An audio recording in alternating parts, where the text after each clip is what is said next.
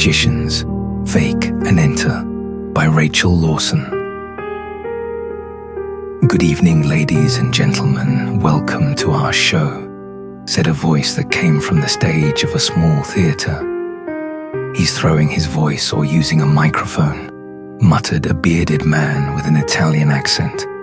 On the stage appeared the owner of the voice. "He is using a trapdoor," the Italian muttered.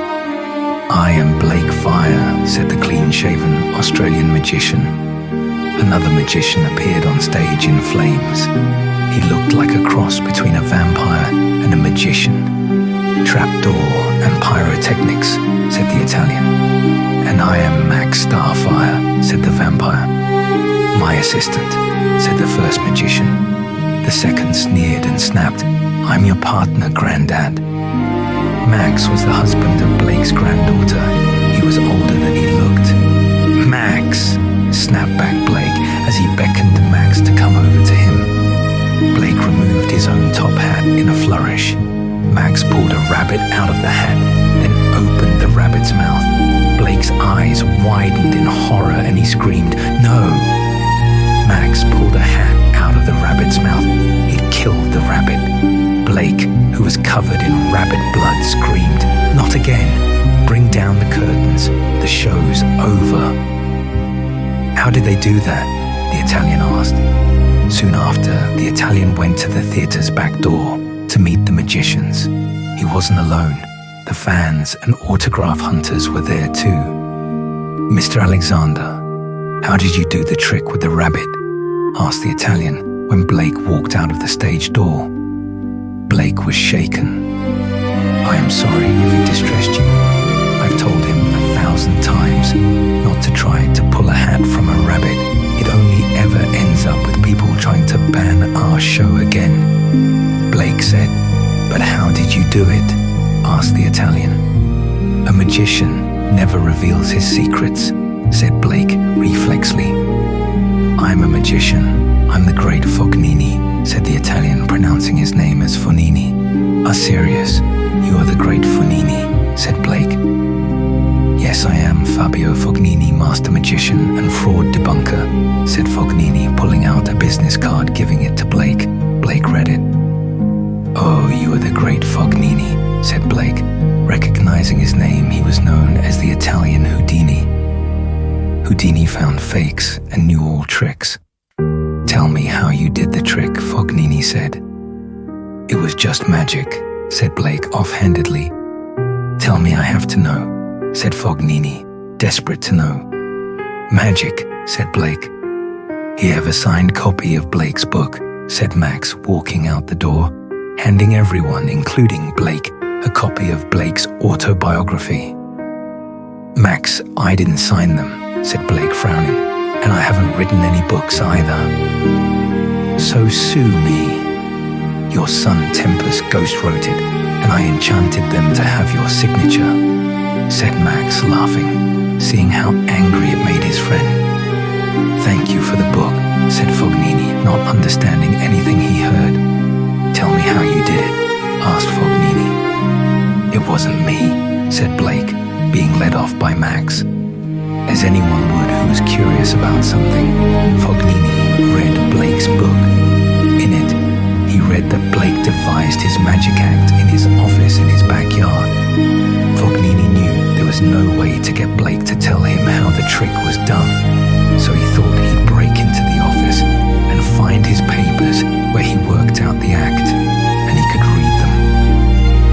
Fognini followed Blake home and snuck into the backyard of the home Blake and his wife shared.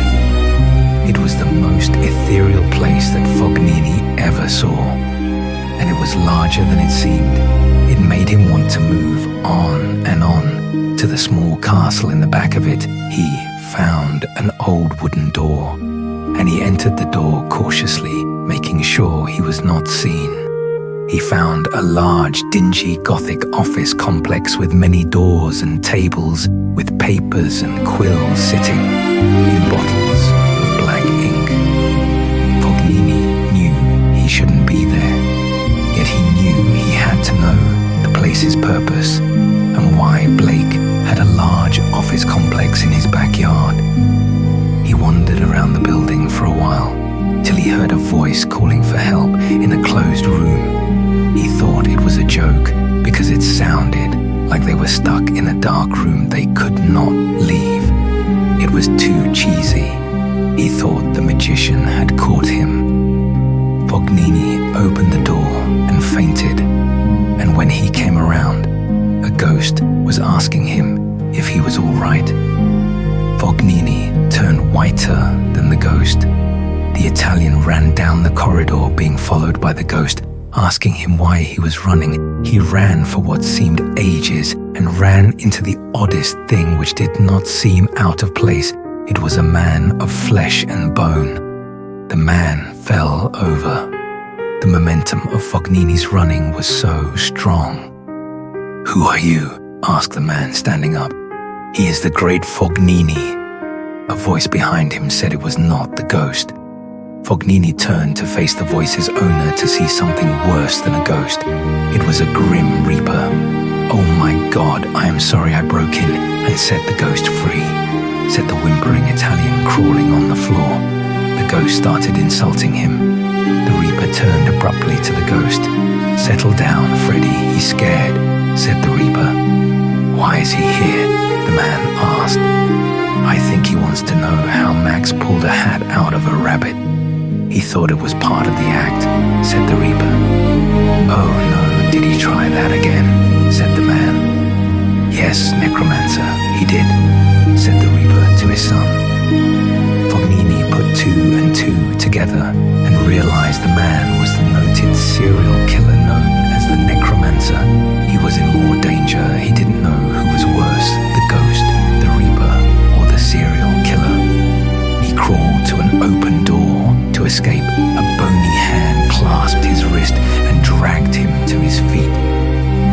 "And may I ask, what is this?" the hand's owner said, shaking Fognini's wrist.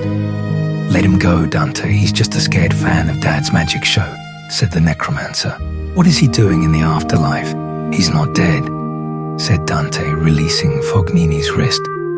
The first reaper looked like he was frowning in his attitude, but he had no eyes.